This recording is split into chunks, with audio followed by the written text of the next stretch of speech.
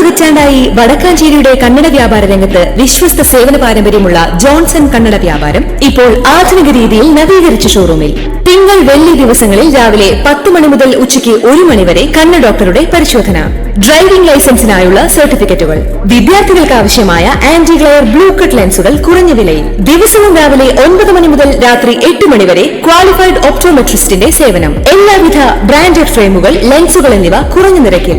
Johnson Kannada വ്യാപാരം, John's tower, divine ആശുപത്രിക്ക് എതിർവശം, Vadakkanchery. Phone 94963474. Bobby ചെമ്മണ്ണൂരിന്റെ ജാമ്യാപേക്ഷ പരിഗണിക്കുന്നത് ഹൈക്കോടതി മാറ്റിവെച്ചു. ചൊവ്വാഴ്ചയാണ് ജാമ്യാപേക്ഷ ഇനി പരിഗണിക്കുക. ഇത് എഫ്ഐആർ റദ്ദാക്കാനുള്ള അപേക്ഷയല്ലെന്ന് പറഞ്ഞ ഹൈക്കോടതി പോലീസിനോട് വിശദീകരണം തേടിയിട്ടുണ്ട്.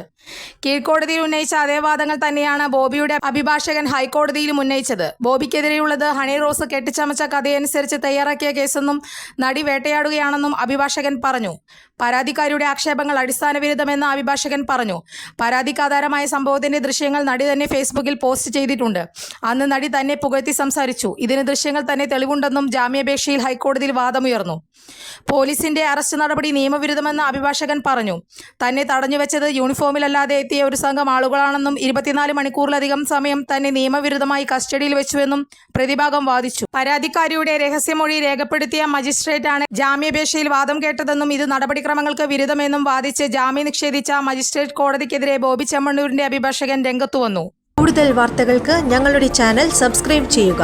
ഫേസ്ബുക്ക് ഫോളോ അപ്പ് ചെയ്യുക. വാർത്തകൾ വേഗത്തിലറിയാൻ എനി ടൈം ന്യൂസ്.